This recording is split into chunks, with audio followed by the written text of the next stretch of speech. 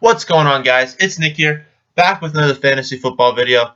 This one, I'm going to be telling you that you should not be afraid to take Tom Brady, and that maybe you should take Tom Brady in a lot of your leagues.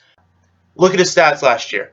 4770 passing yards, 36 touchdowns to 7 picks, 3 rushing touchdowns, because people don't realize he doesn't run the ball, but he does that quarterback sneak that he's perfect at.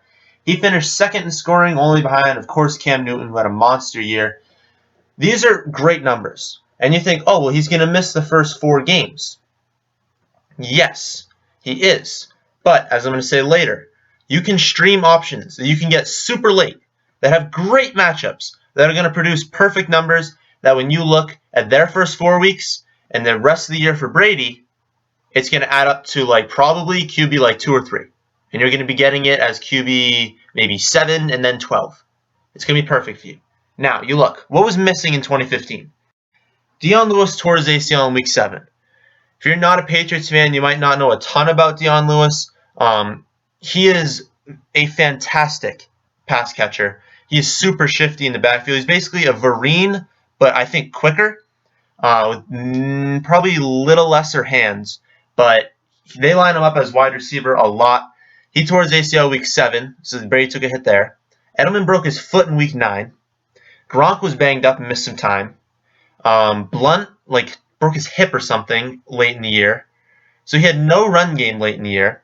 Solder tore his bicep in Week 5. Stork missed half the season with a concussion.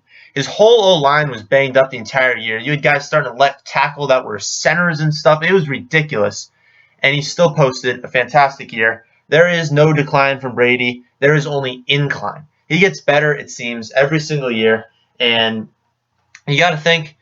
I'm going to show a slide here in a second. Guys are coming back. Okay? Edelman's back. Lewis is back. Solder's back. Stork is back. Okay? Also, if you don't even talk about that, you have new additions. Martellus Bennett. He was fantastic in Chicago as our second tight end. I mean, there were weeks we were throwing to Scott Chandler. Stonehands Chandler. Guy can't catch. Bennett can catch. Malcolm Mitchell. Looks like a pretty good receiver. He'd probably be the number 3. And Chris Hogan. No one's talking about this guy. They're saying great things about him in training camp.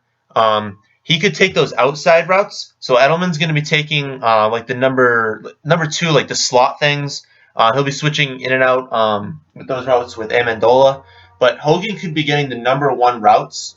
He could be getting a lot of red zone targets because LaFell was terrible last year. He's terrible in general. Never draft LaFell. And also the O-line. Hopefully he'll be healthy. Put all these things together, and it's monster for Brady for the rest of the year after he comes back from suspension, if he even is suspended. Look at weeks 1 through 4. You can get Romo in the 10th round.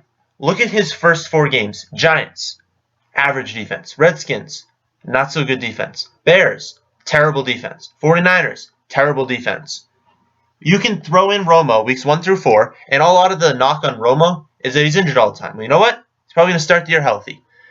Eli, he's never injured. 12th round. Starts against Cowboys, Saints, Redskins. Only one is the Vikings, a tough one. But you know what? That's week 4, and by that time, someone may be coming out that we never even thought about starting. You can start them. Rivers starts off rough with the Chiefs, but then he's got Jaguars, a pretty decent defense, Colts, Saints.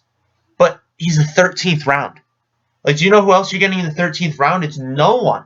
No one in the 13th round that you care about. So these guys are great options. Next, Matthew Stafford.